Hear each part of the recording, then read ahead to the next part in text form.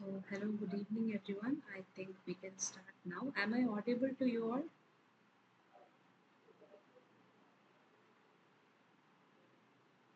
Hello, am I audible?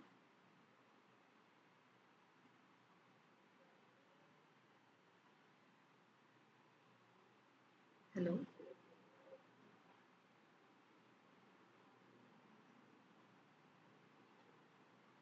can somebody please confirm either to chat box or can unmute and say if I'm audible or not?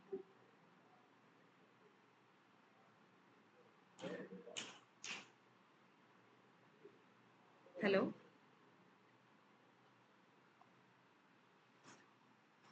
Yes, ma'am. Okay, fine, fine. So, I think we can move to today's presentation.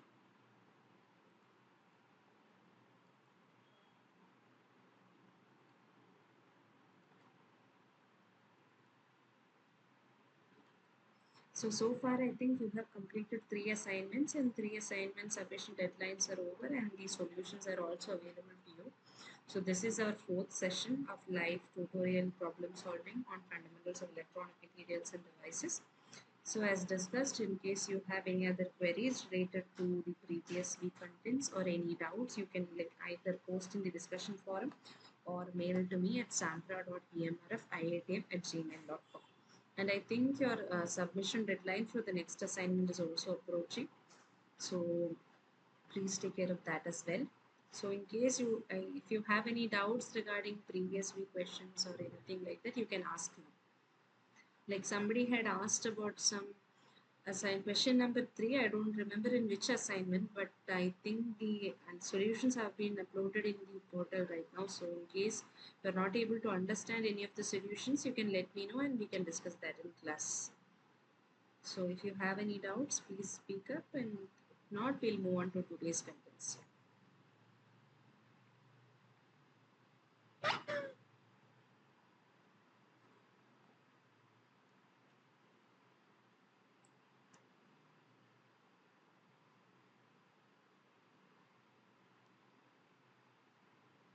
Yeah. So I think like neither of you have any doubts. Like only three of us are there. So I expect that you can solve these problems and respond to me so that it will be useful for you. So that you need not spend additional time during preparation for solving such kind of problems. And whatever doubts or whatever everything you have, you can solve and get it clarified now itself. So in that case, let us move on to today's questions. So first question is, which of the following statements is true regarding a metal semiconductor junction? Here, phi refers to the work function of the semiconductor. The junction is always ohmic when semiconductor is p-type. The junction is always Schottky when the semiconductor is n-type. The junction is ohmic when, Screen is not visible. okay,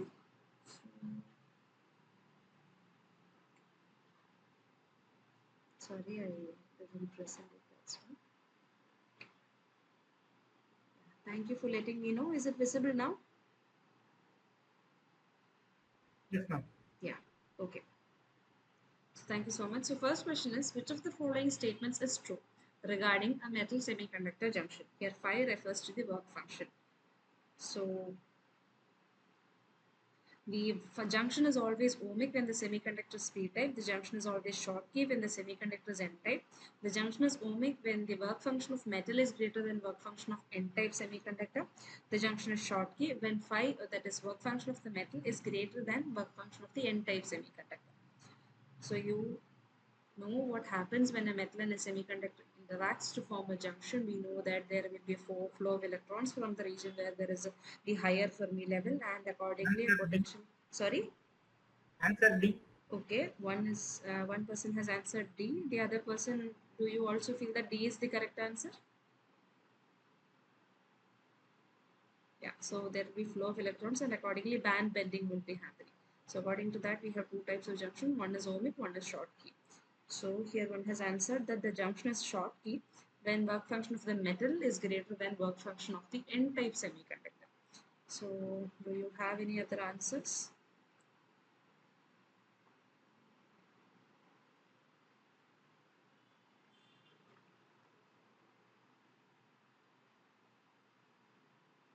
If not, I'll present the answers.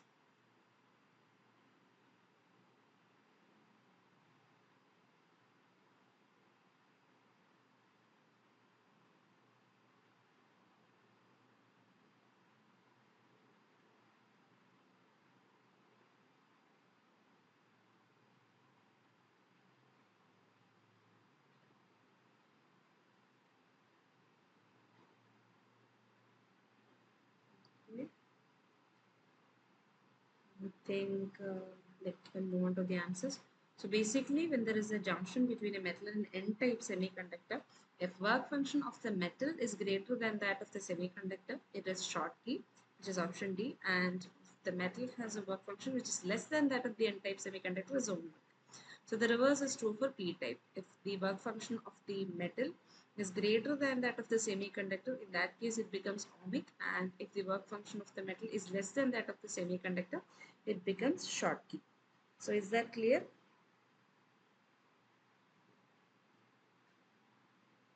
Yeah. So I think it's clear. We'll move on to the next question.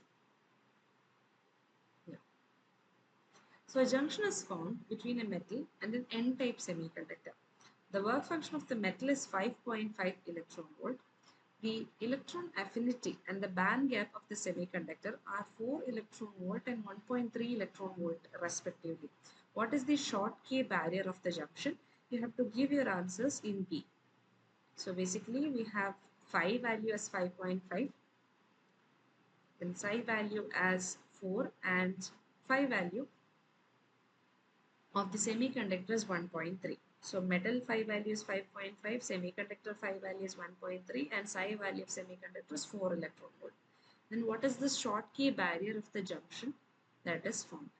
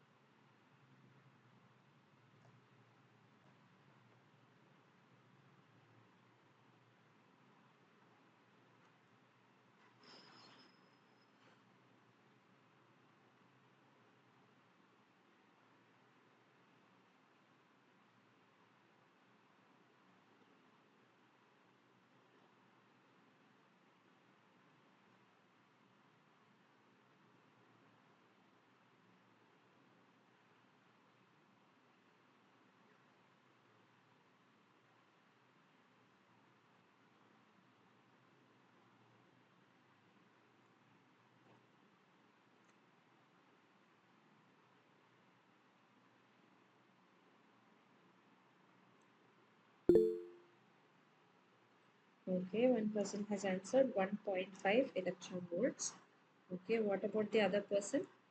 We'll wait and see if she's getting the same answer. You can reply in the chat window.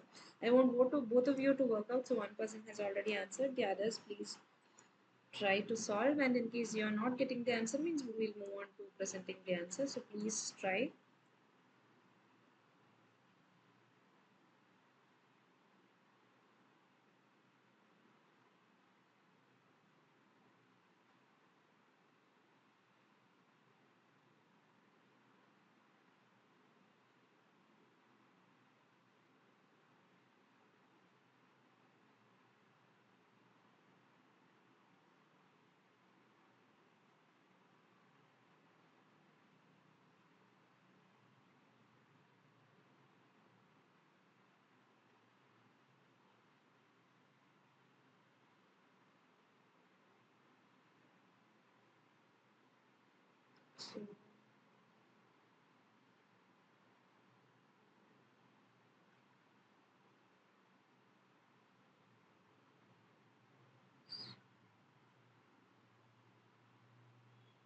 So are you getting the same answer, Sarva?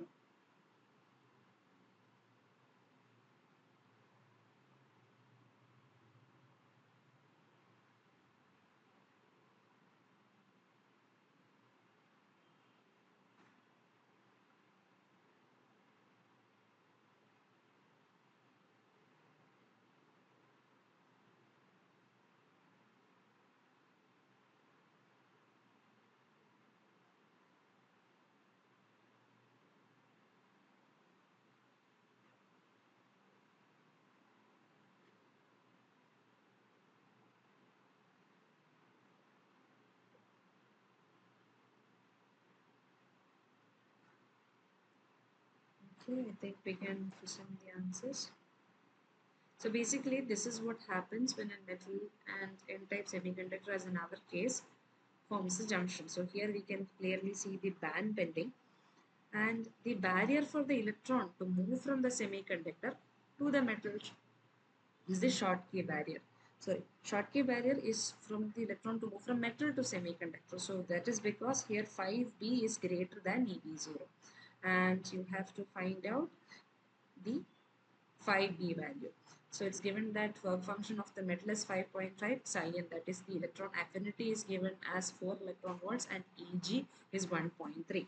So if we see here, the Schottky barrier, that is 5b, is equal to 5m minus psi n. That is the difference between the work function of the metal and the electron affinity. Therefore, as the person has correctly mentioned, it is 1.5 electron volt. This is the 5b value. So 5b is basically the Schottky barrier. So Schottky barrier is 5m minus psi n. So and yet another thing that we can learn here is EV0. So that EV0 value is equal to the difference between 5m and 5n. That is the metal and the N-type semiconductor. But here they have asked for the Schottky barrier. That is why we take the difference between the metal 5 and the psi n. That is the electron affinity. So is that clear?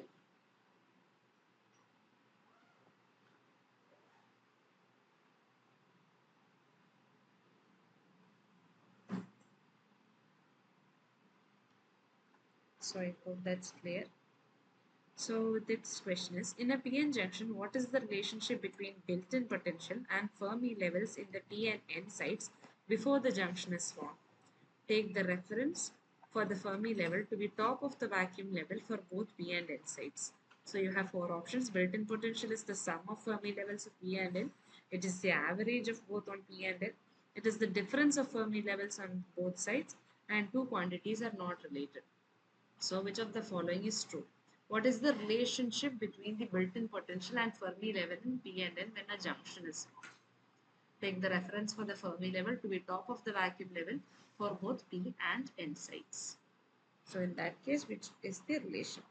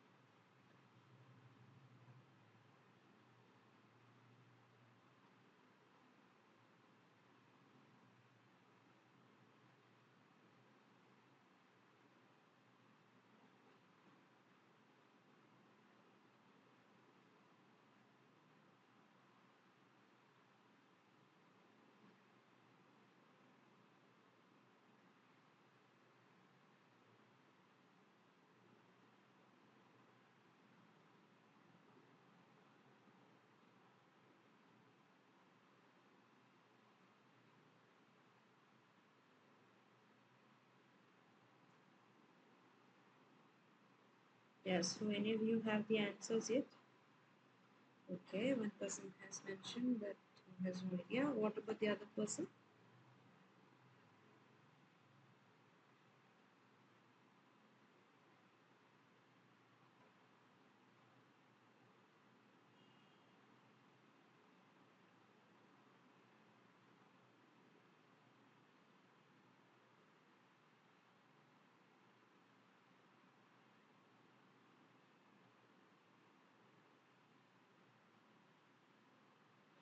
So basically you'll get a hint from this particular image if you can see once again. So we are talking about a PN junction in our case, but similarly the EV0 that we have is the built-in potential right here. So here the built-in potential is the barrier for electrons to move from semiconductor to metal. But in our case, depending on the Fermi level, it will be the barrier for the electrons to move from either P side to N side, depending on which part, which semiconductor has a higher Fermi level, whether it's P or N type. So that is the built-in potential there. So in that case, according to this image and according to this concept, what will roughly be the built-in potential? So now you might have got an idea.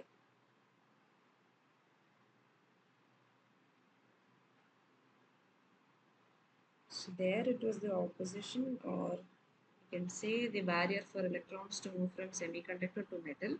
It is the difference between work function of metal to work function of the N-type semiconductor, that is the EV0 built-in potential. So here we are asking what happens in a PN junction. So there are Fermi levels on both sides. And in that case, what will be? Okay, option C. Yeah. So this is what happens. We have the p-type semiconductor. So since it has larger number of holes, the Fermi level will be somewhat near the valence band. While in case of the n-type semiconductor, since we have large number of excess electrons, it will be towards the conduction band. And at equilibrium, what will happen? These Fermi levels will line up. So in that case, the built-in potential or the electric field that exists across the junction, or EV0, is the difference between the work functions of the P and N side. So PN junction at equilibrium, so we have EV0 as phi of P minus phi of N.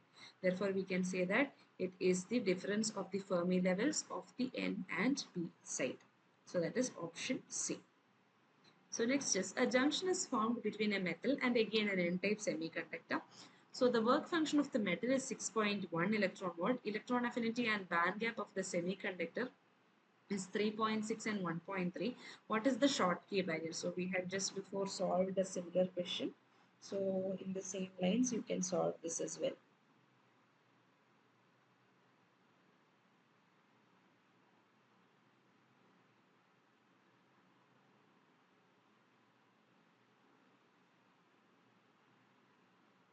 It's exactly same. Schottky barrier, you have to find phi b. So phi b will be option B, 2.5. Yes, that's correct. Just have a difference in the values, that's all. So next, just consider an N-type silicon sample with 10 to the power 17 donors per centimeter cube.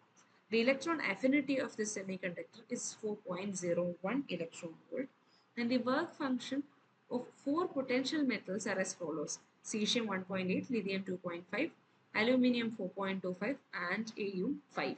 For silicon, the band gap is 1.10 eV and Ni is 10 to the power 10, and the Fermi level has an energy of 0.55 electron volt. We have to find the correct statement regarding the work function and type of junction formed with the metals at 300 Kelvin. So we have the work function of four different potential metals and an N-type sample with 10 to the power 17 donors. Intrinsic area, concentration, band gap, Fermi level, etc. are given to you. And you have to find out which of the statements is true.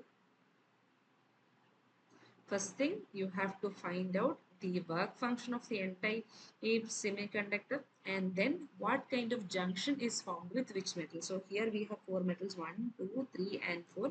One thing you have to find out what junction is formed with which metal. Second thing you have to find out is work function of the N-type silicon. So you have to use for solving the numerical part, you have to use the set of equations, etc. And for the other part, to see which junction, you have to compare the work functions.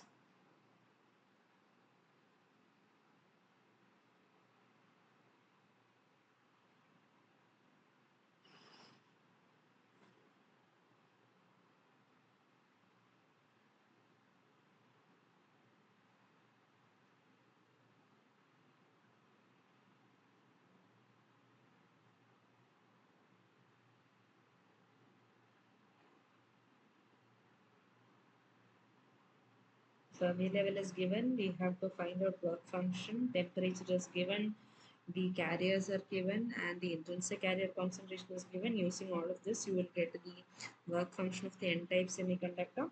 Then by comparing the phi values, you will get which type of junction is formed.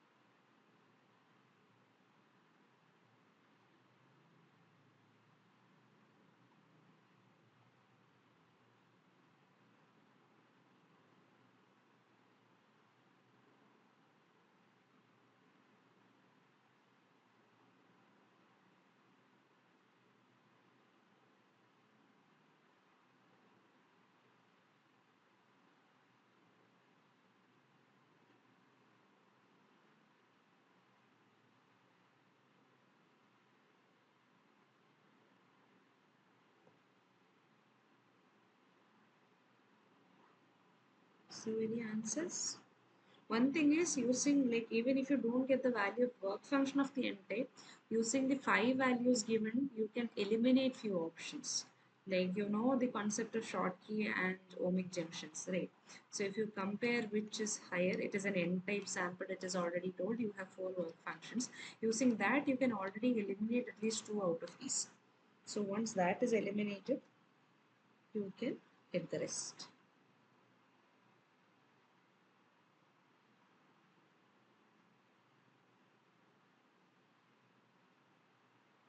C or D. Okay. So now you have to find out whether it is C or D. So one thing you have to keep in mind is it is an n-type sample. It is an n-type sample. So what happens in an n-type sample is there is more number of electrons. So your Fermi level will be close to the conduction band. So first what you have to draw a normal semiconductor, like where the Fermi level is exactly halfway between the band gap. So we have valence band, conduction band. In between we have some space, that is your band gap. We have the Fermi level exactly at the center. And from edge of conduction band till vacuum, you have your psi value. This is the ideal case. But now consider the second image where you have the valence band, the conduction band. But here psi is also same. Electron affinity also remains same from conduction band edge to vacuum. But now what you have to do is your Fermi level you have to mark really close to the conduction band. Now compare these two images, and from that image itself you will, by manipulating these given values, electron affinity, then the Eg and EFI values, you will be able to get the phi value. So draw these two images. Okay. Draw these two images, and from that you will get.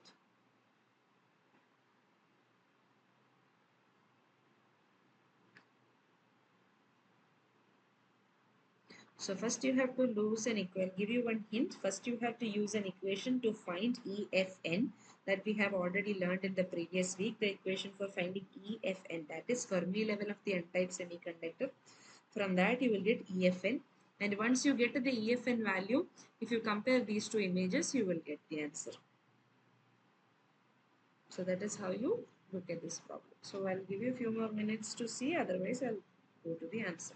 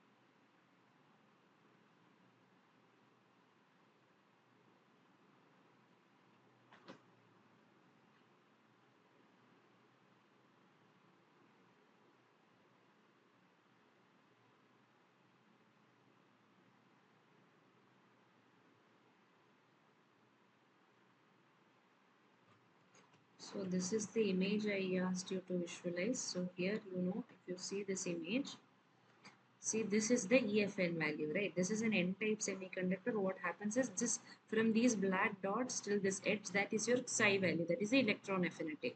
Your work function phi n will be from EFN towards the vacuum.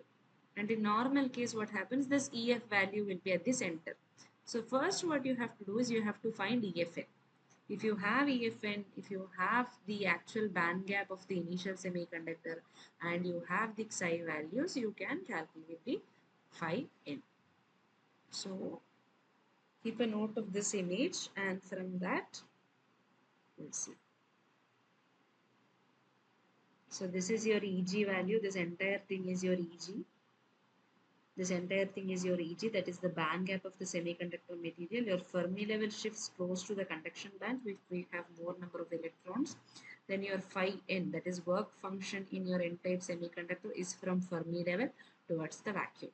One more thing that is given to you is psi n, that is the electron affinity. So how your Eg is given to you, then Fermi level of initial thing is given to you, electron affinity is given to you. You have to find out EFN. So shall I go to the answer, or do you want some more time to think about it?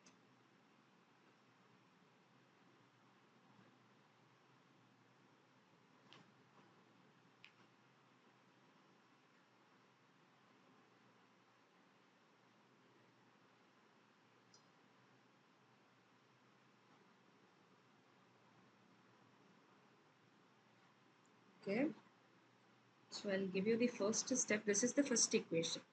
So Fermi level of n-type intrinsic semiconductor, sorry, this word shouldn't be there. N-type semiconductor is given by EFN minus EFI KBTLN n by Ni. So from here, can you tell me what is EFN first? So here you have all your values, that is EFI 0.55, Ni is 10 power 10, Eg is 1.10, and N is 10 power 17. So if that is the case, first can you tell me what is the EFN value?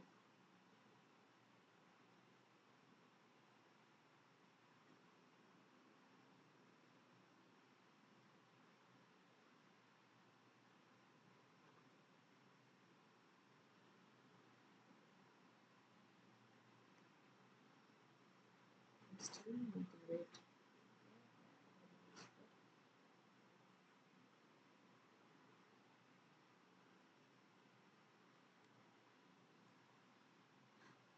Okay, I'll go on to present. So these are the things that you have to say. EFI is given to you as 0.55, KB is constant, T temperature is given to you, Ln 10 power 17 by 10 power 10. So EFN basically you get at 0.967 electron volt. So EFN is there.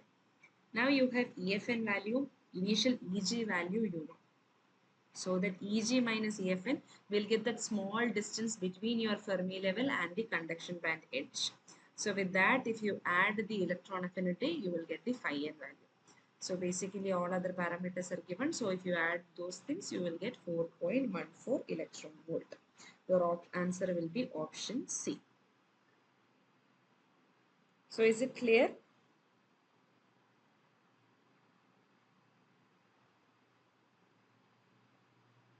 Hello, is it clear?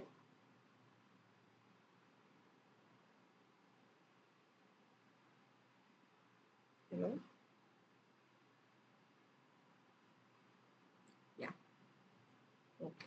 So that is this. So first you find EFN, then that EFN you take because it will be very close to the conduction band edge, and that small distance you can calculate by taking Eg minus EFN. That small distance you have got, psi n or electron affinity is given to you. You add these things, you get the phi n. And now 4.14 is greater than that given for cesium and lithium, and less than that for aluminium and Gu. Therefore, what happens in the first case, an ohmic junction will be formed. Second case, Schottky junction is formed. Therefore, your answer is option C. So that is correct.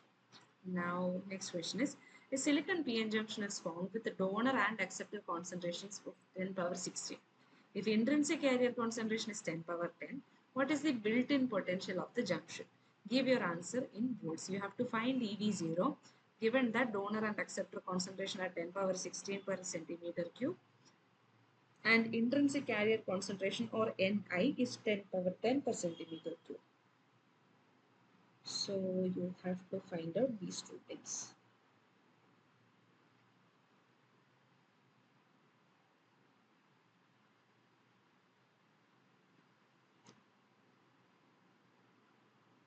So you have to find out the built-in potential or V0. You have a particular equation for that, and directly from that equation you will get the answer.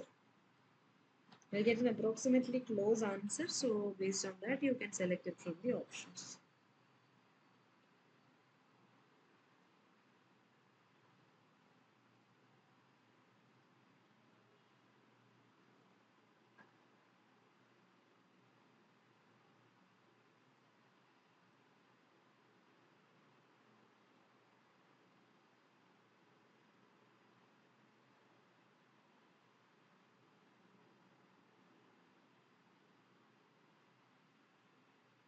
In this question, you are asking Na multiplied by Nd is 10 power 16. No.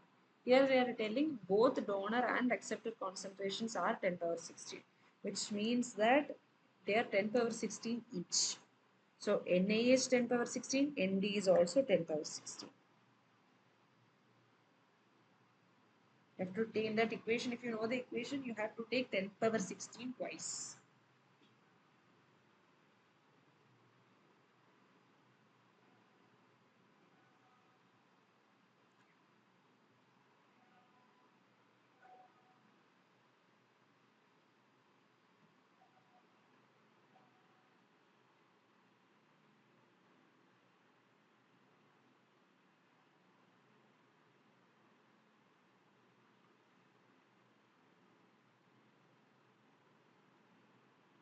Okay, one person has replied as option B. Okay.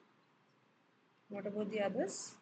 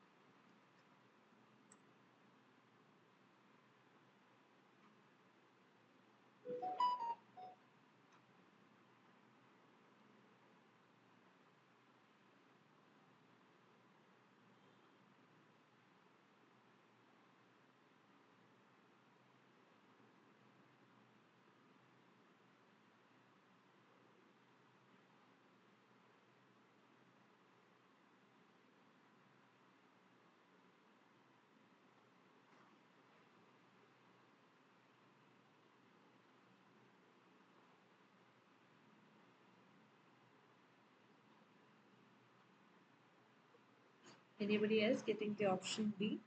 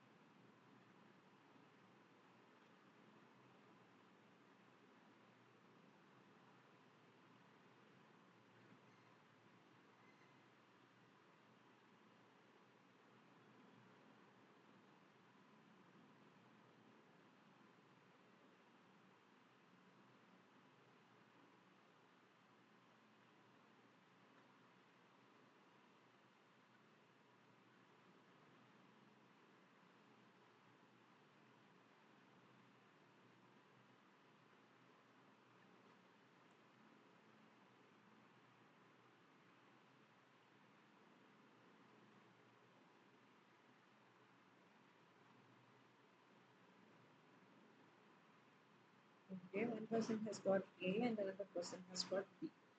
So let us see. ND is given as 10 power 16, Na is given as 10 power 16, and I is given as 10 power 10. Temperature is given as 300 Kelvin. So you have to use the equation V0 is equal to Kd by E ln Na Nd by Ni square. So when you substitute here, T is 300, K is 1.38 into 10 power minus 23, E is 1.6 into 10 power minus 19, ln is 10 power 16 into 10 power 16, and Ni square is 10 power 10 the whole square. So your final answer will be 0.71 volts. So your answer is option B. So can you tell me where you have gone wrong and got 1.4?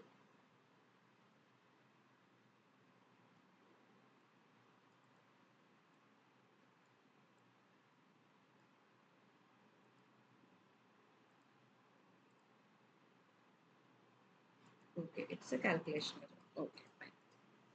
So basically answer is 0.71 volts. So next is consider Schottky junction diode between AO and N-type silicon with 10 power 16 donors. The electron affinity of silicon is 4.01. Work function of AU is 5. Take Ni is equal to 10 power 10.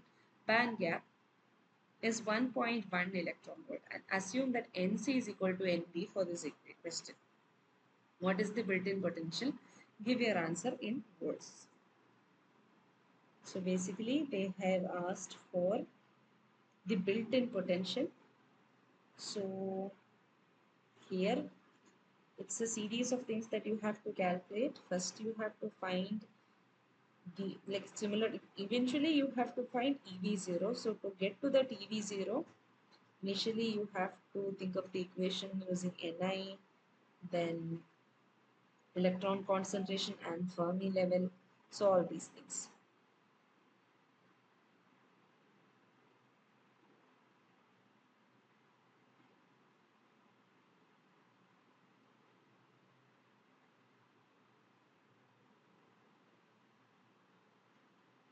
So it's a Schottky junction diode between AU, that's gold, and N-type semiconductor with 10 power 16. So Ni is basically given to you. Electron affinity psi value of silicon is 4.01. Work function of gold is 5 electron volt. Then you have been given Ni value, that is the intrinsic carrier concentration. Band gap is given 1.1 electron volt. And one more thing is, it is assumed that Nc is equal to Nb.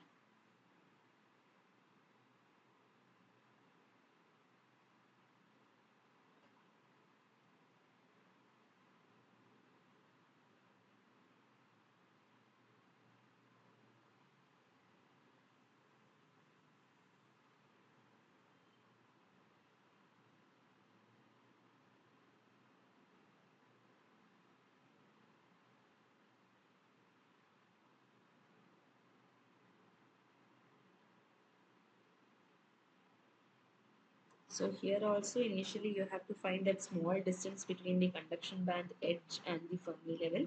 So from that and the diagram you have to get the value of EV0. It's a metal semiconductor junction, so EV0, built-in Schottky potential is asked, EV0. So we have to combine what all we have worked out till now.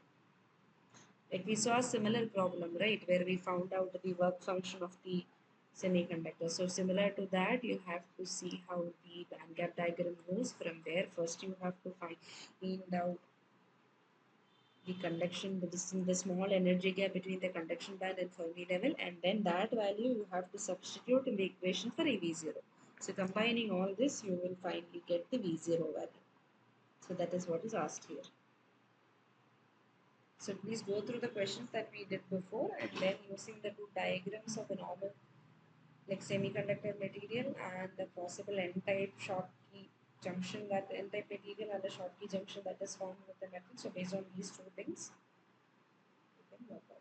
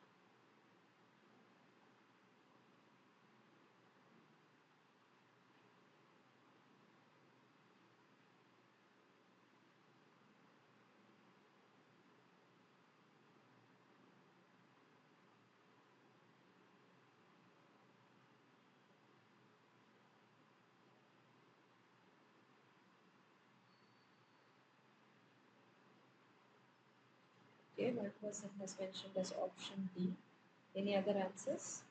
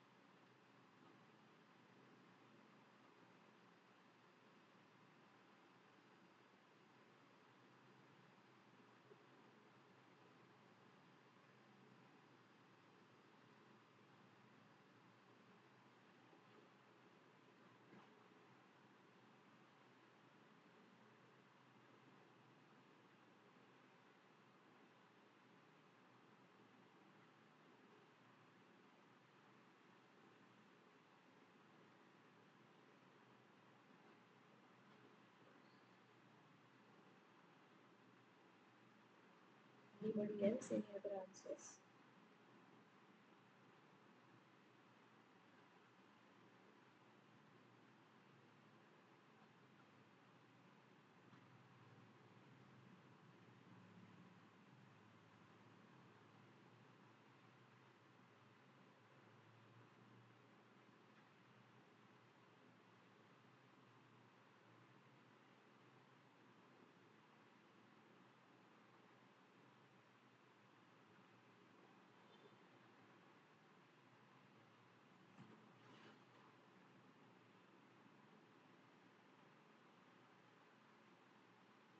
Okay, I think we can remember the answers.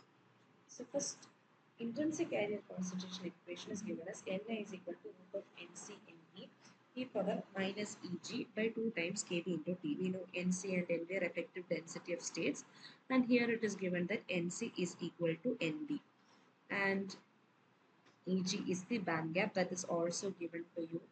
The band gap is 1.1 electron volt. So you have everything here, right? So this is the first equation. So from that, it is given that Nc is equal to Nv and Eg is equal to 1.1. So from this, first you have to find the value of Nc.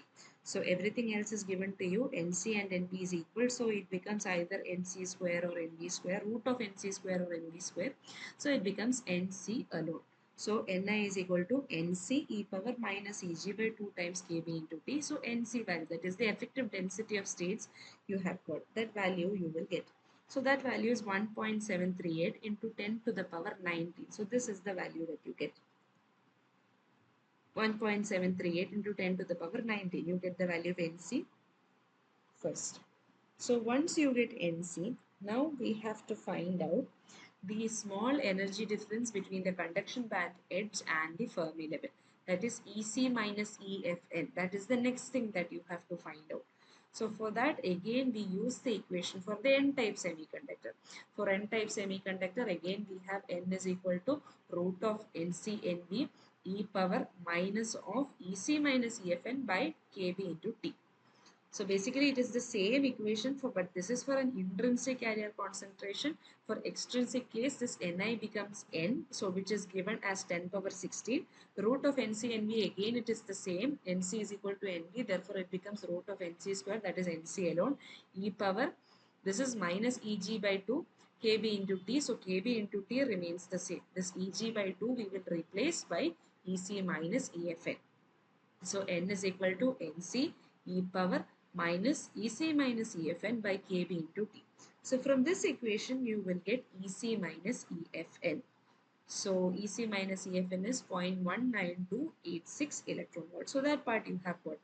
Now again, as we did in the previous case, you know the psi value, that is the electron affinity is given to you. Small distance between the conduction band edge and the Fermi level is given to you. Now we have to find EV0.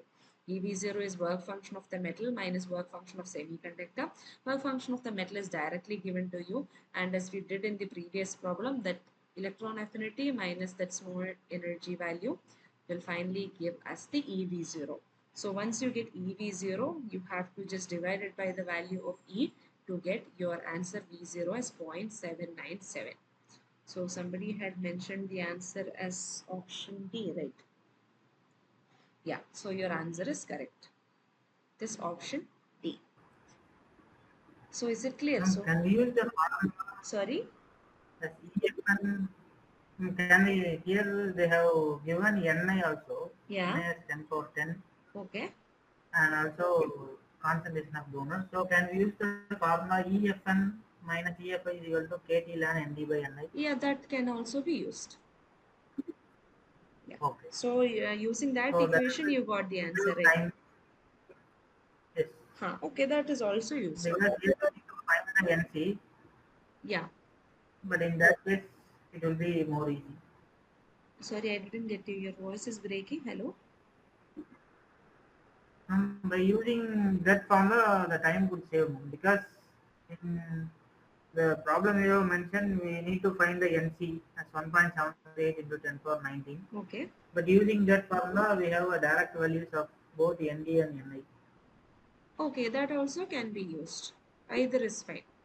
Only thing is, Okay. finally, you need to get this thing. So once you get from whichever equation you can get it, you have to get it EC minus EFN. So here I am using this equation NC e power minus EG. In case you have N and Ni values, you can use the other equation also. That is up to you. Final, our aim is that we should get EC minus EFN. That's all. Yeah. Okay, so next question is calculate the width of the depletion region for a germanium PN junction where acceptor concentration is 10 power 16, donor concentration is 10 power 18, and intrinsic carrier concentration is 2.4 into 10 power 30. Temperature is 300 Kelvin. Relative permittivity epsilon R is 60. Give your answer in mu m, that is microns, and choose the nearest value. You are asked to calculate the depletion width. So you have quite a big equation for that. So if you remember, we have something like 2 epsilon Na plus Nd V0 by E Na Nd the whole power 1 by 2. So you have to use that equation, and for in that equation you have V0. So first you have to find V0, and then using that V0 value you have to find W0. So all that is required for calculating these two things are given. Acceptor concentration, donor concentration, and Ni is given. Then temperature is given. Relative permittivity is also given.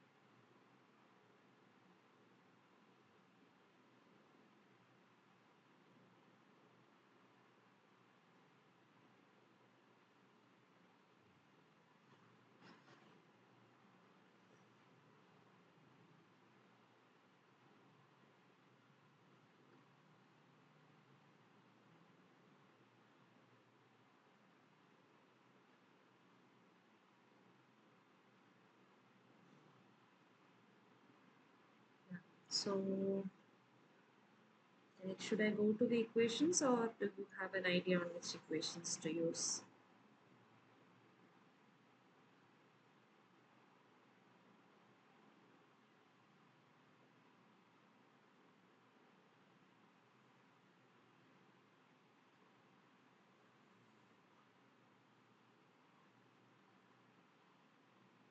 So shall I present the answers, or you want few more minutes? First you have to find the value of V0, then you have to find the value of W0. So that is first the potential has to be found out, and because in the depletion width equation you have the V0 term. So first you have to find that out, and then you can use the equation for W0.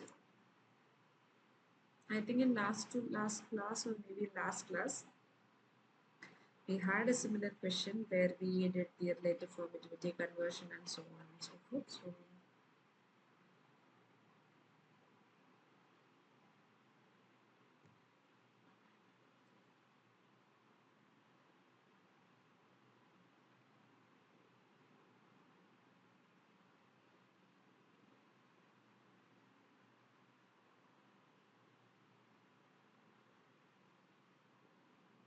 the answers, your answers should be in micron. So here it's mentioned choose the nearest value, but whatever answers you get, you can just let me know.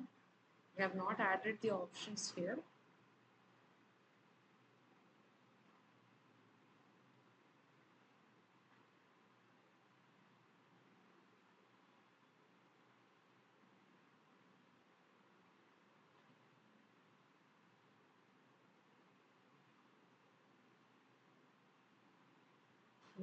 The answers.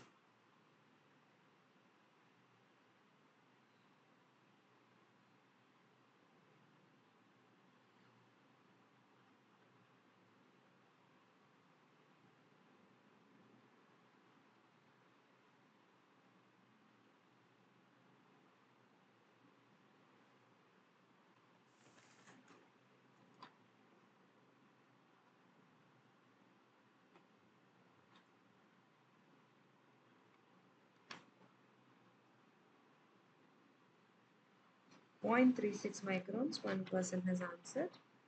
Okay, we'll see for 2 more minutes if anybody else has any other answers, or we'll go to see the answers. Okay.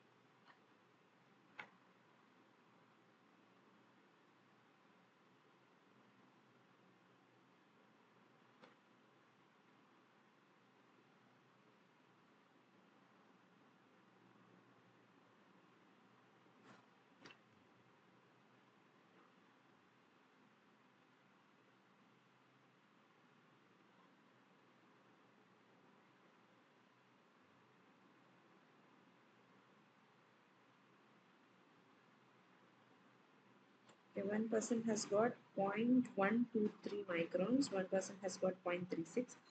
So both are quite different. Okay, so we will go on to see the answers. So ND is given to you, NA is given to you, NI is given to you. I have just converted them here because in W0 you have an addition term. So therefore I am just converting it. It is 10 power 22, 10 power 24 and 2.4 into 10 power 19. So, and for GE, epsilon R is equal to 16. That is also given. So, first V0 we have to find out, that is KT by E, ln Na Nd by Ni square. So, when you substitute K as 1.38 into 10 power minus 23, T 300, and E value is 1.6 into 10 power minus 19, ln value of 10 power 24 into 10 power 22 divided by 2.4 into 10 power 19, the whole square. So, you get V0 value as 0.43. So I hope till this part at least everyone has got it correctly. So then we move on to the actual equation, that is 2 times epsilon Na by Na plus Nd V0 by E Na Nd. So here please note that epsilon R, that is the relative permittivity, is given to you. To get actual permittivity, what you have to do is we have to multiply this relative value into permittivity of free space, that is 8.85 into 10 power minus 12. So this is the reason why I am converting everything to SI, because this is in the SI units. So here 10 power 24, 10 power 22, Na and Nd, V0 the 0.43 that we got, and 1.6 into 10 power minus 19, 10 power 22 into 10 power 24. So actually the answer is approximately 0.28 microns. Both of you have, maybe I think most probably you might have gone wrong with the conversions of units, I hope. So other than that, equations wise, I think you might have got it correctly. And at least till V0, you might have got it correctly. But from there, in W0, please do note that you have to substitute everything in SI. Otherwise, you have to go for permittivity of free space in other units, in maybe CGS units or so, so that everything comes in centimeter. So is it clear? So this permittivity of free space 8.85 into 10 power minus 12 have as a unit of meter power minus 3 kg power minus 1 second power 4 and 8 power 2. So if you want you can substitute in CGS, but then the value will change. Basically this is in farads per meter. In that case it will become, okay, so you have to change accordingly. So is it clear? So next is, in a silicon PN junction, if doping concentration in the N region is much higher than the doping concentration in P region, then depletion region lies almost entirely in P side, entirely in N side, is equally distributed on either side of the junction, does not exist on either side. So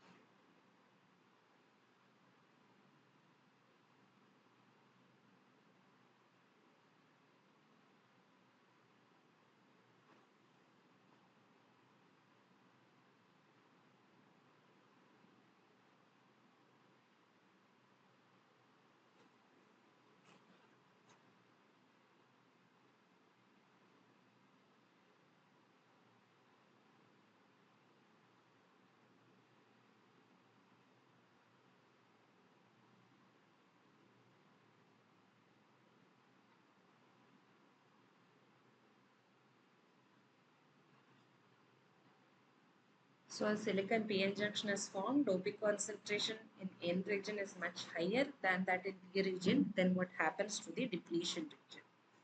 So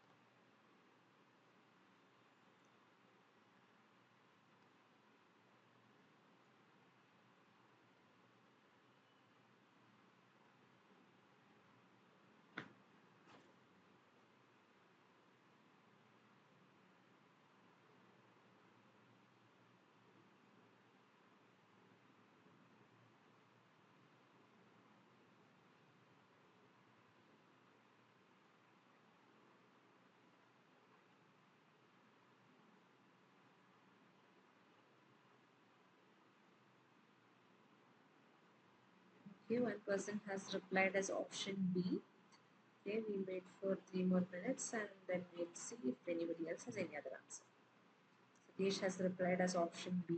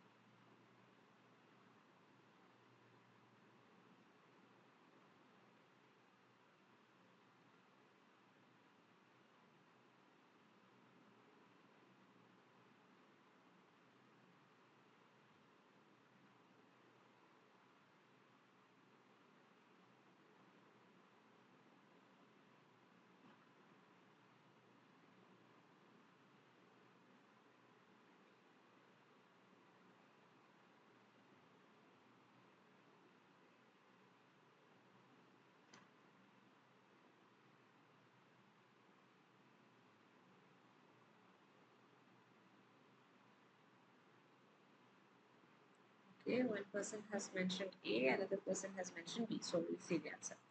So basically, we have to use the relation.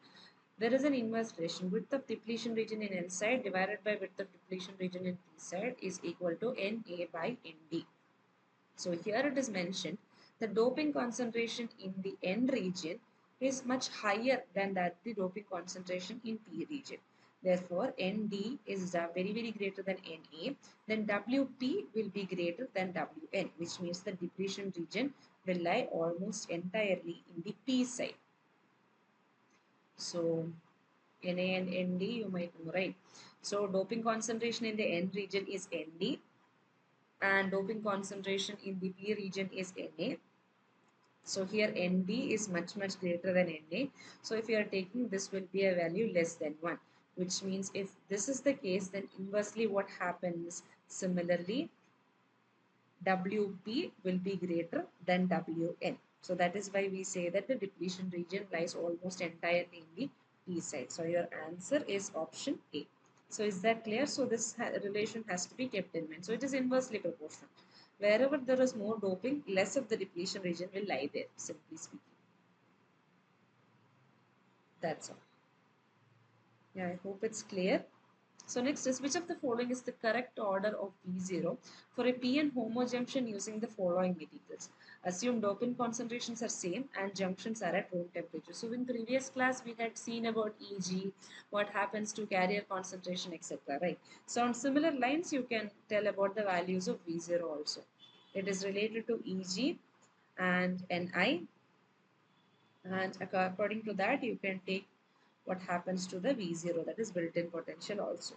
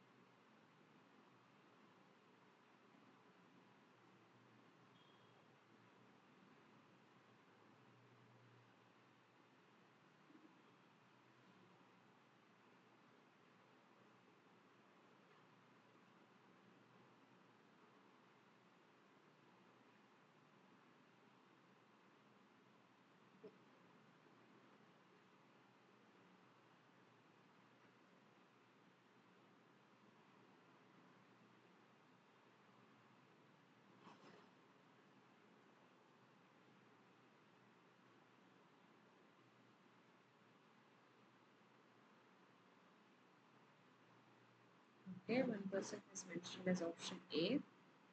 Let's wait for the other person's reply.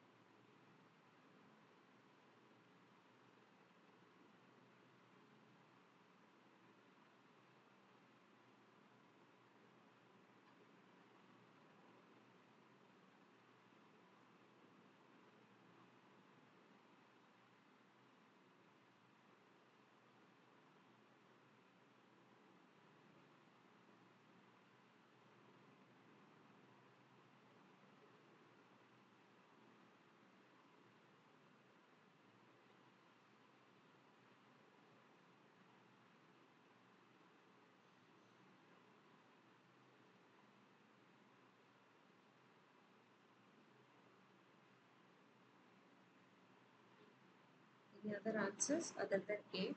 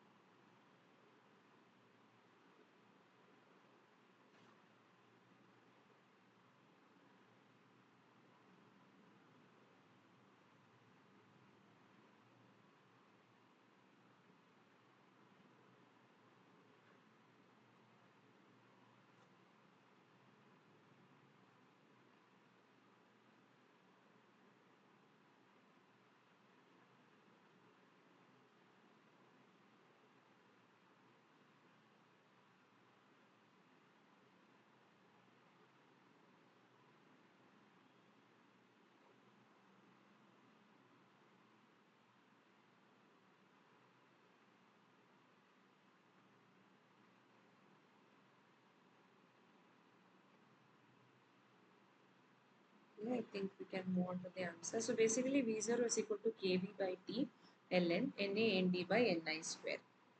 So dopant concentrations are the same and all junctions are at room temperature. So remaining everything is constant.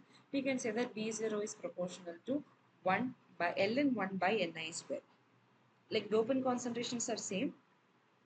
So that is why we say that Na and D are equal. Then Kb, T and E are constant. So V0 proportional becomes proportional to 1 by Ni square. So intrinsic carrier concentration, as we have seen before, depends upon the band gap. So greater the band gap, more difficult it will be for carriers to be generated. So approximately we have these values. So according to that, since they are inversely proportional, V0 of germanium is less than that of silicon, which is further less than that of gallium arsenide. So is that clear? Germanium, silicon and gallium arsenide. So option A is correct. So we'll move on to the next question. Suppose a junction is found between lithium and gold with work functions 2.5 and 5 electron volt respectively. Choose the correct statement per statement. So do not know that one answer may be correct. A net positive charge develops on Li and net negative charge on Au at equilibrium. Electrons move from Li to Au. Contact potential at the junction is 2 electron volts. Contact potential at the junction opposes further movement of electrons once equilibrium is reached. So we know that whenever there are work functions values mentioned, their Fermi levels will lie accordingly. And when there, suppose A has a higher Fermi level than B, electrons will move from A to B. And accordingly, a potential will be established. So based on that, which of these statements are true? Net positive charge on Li, negative charge on Au. Electrons move from Li to Au. Contact potential is 2 electron volt and that contact potential opposes further movement of electrons once equilibrium is reached. So we are trying to form a junction between two different metals having different work functions. So which of these are correct?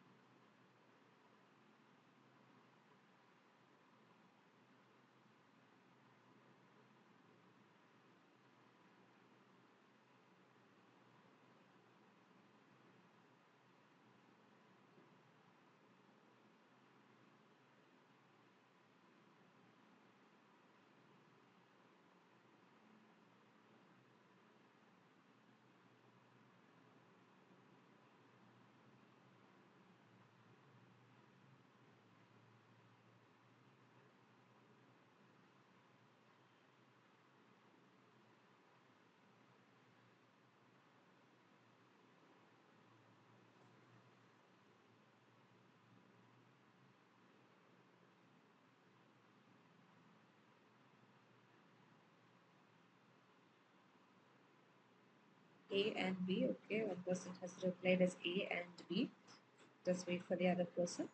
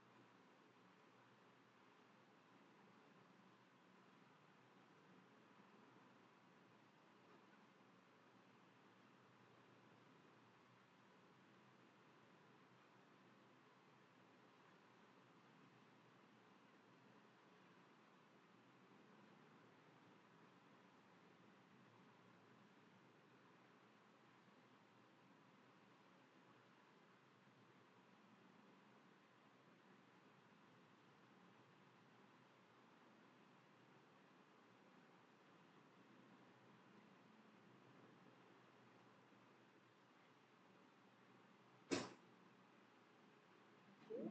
Any other answers?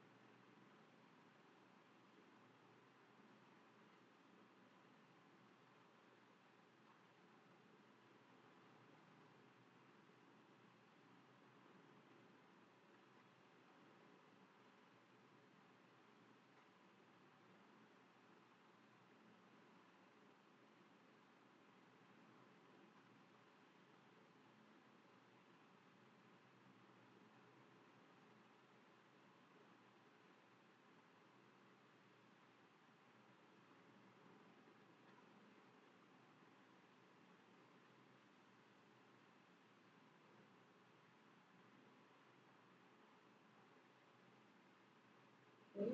Any other answers? A and B, one person has mentioned. So if not, I'll go to the answers now.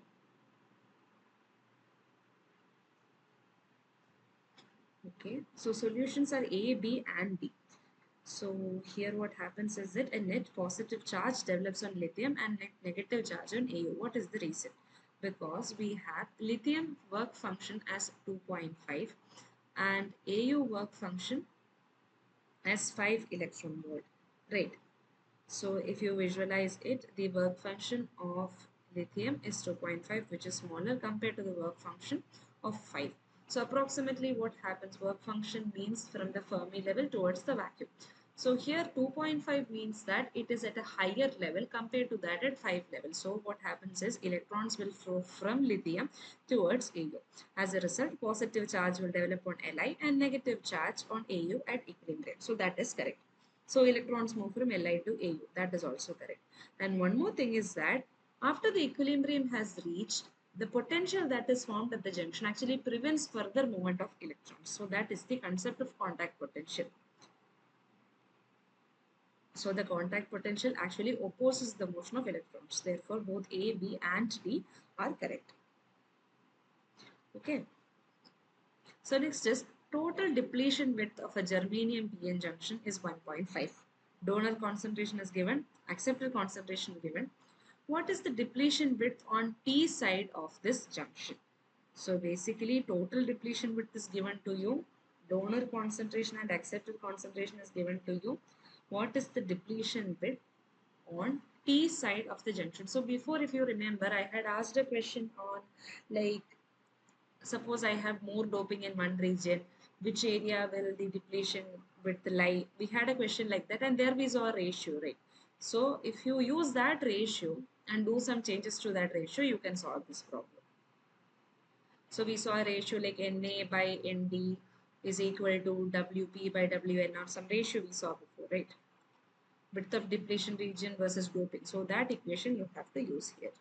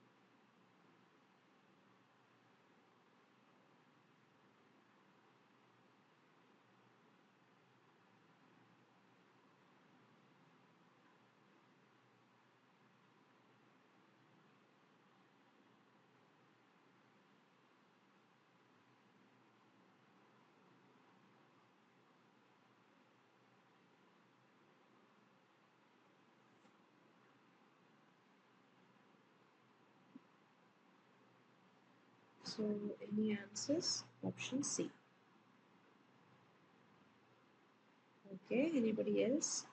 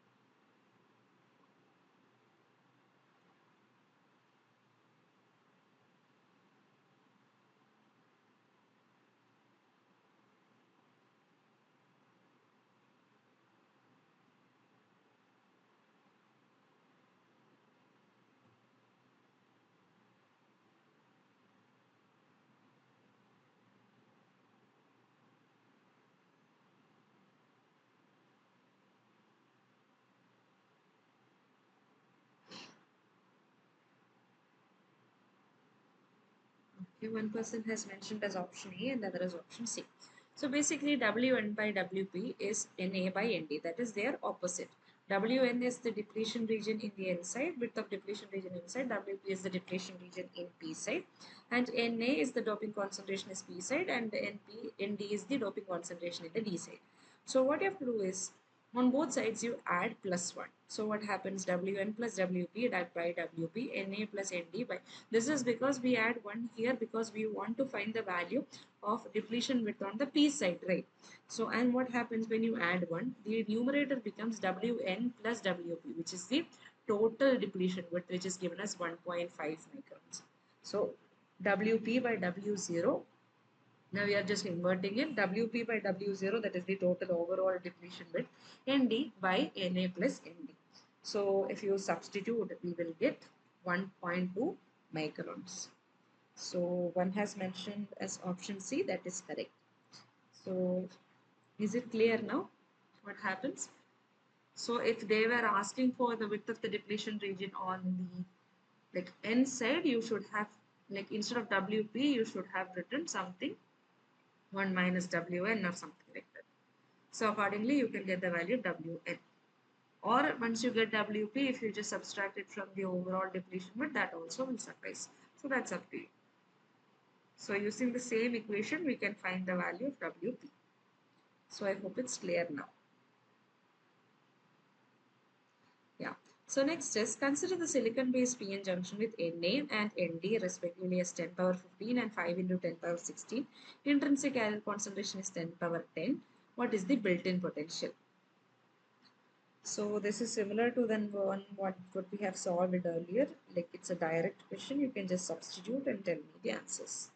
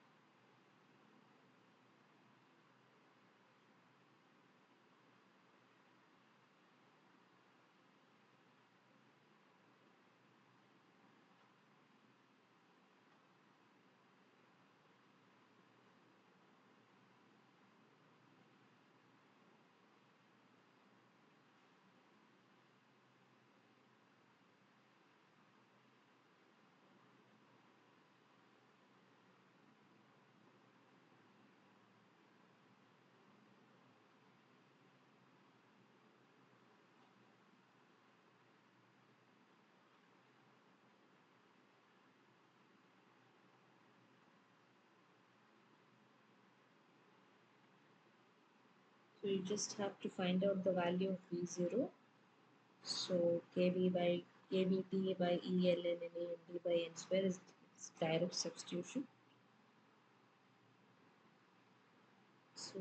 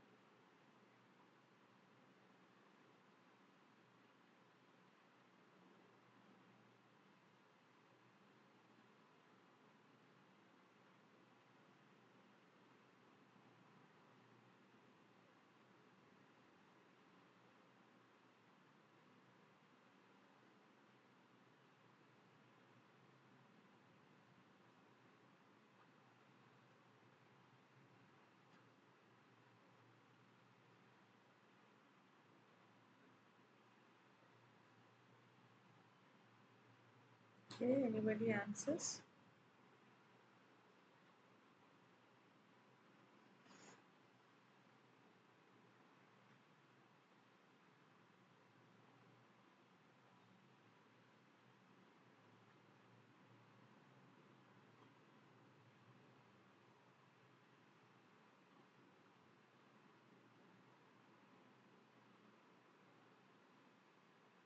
Okay, one person has it was option D.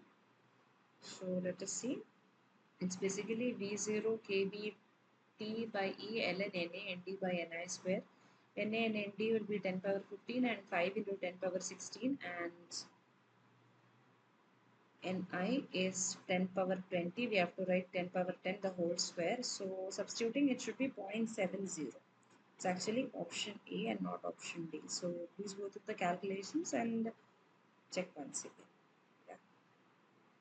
So next is, for the silicon-based junction in the previous question, what is the total depletion width at equilibrium? So W0 you have to calculate. Epsilon R is given. Epsilon 0 is 8.854 into 10 power minus 14 farads per centimeter. So see here, accordingly they have changed it in centimeters. So you need not convert Na and Nd values here. So you have your V0 as 0.70. So if your V0 value is 0.70, in that case, what is your W value?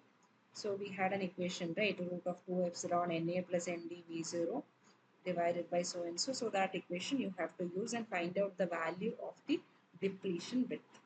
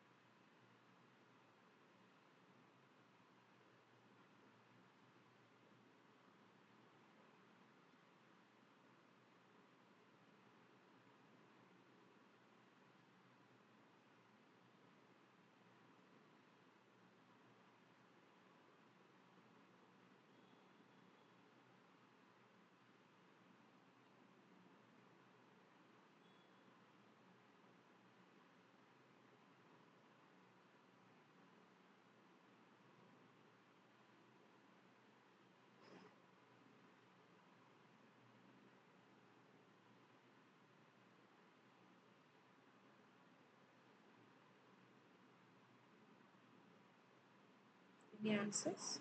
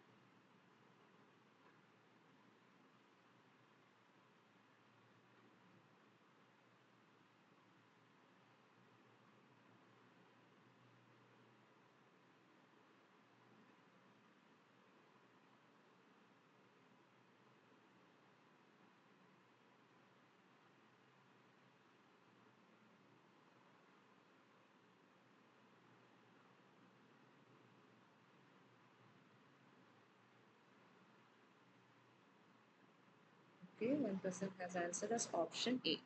So let us see. This is the equation. Instead of epsilon, I have just expanded it as epsilon 0, epsilon r. Epsilon 0 value is given. Epsilon r is 11.9.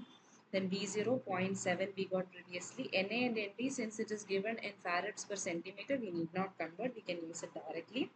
So we get the answer 0.97 microns. So that is correct. Option A is correct. So I think whatever contents we discussed today is clear to all of you. In case you have any additional queries on topics or any assignment questions, etc., you can either post it in the discussion forum or you can mail me at santra.pmrfiatm@gmail.com.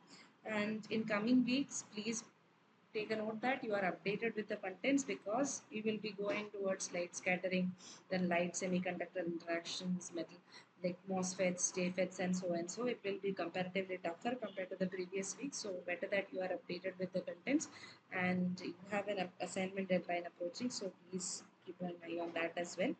So I hope whatever contents we discussed today is clear to you. If not, please do mail me, give me feedback on what all things I can improve on. So I hope, thank you for joining today. Thank you everyone. So you may leave the session.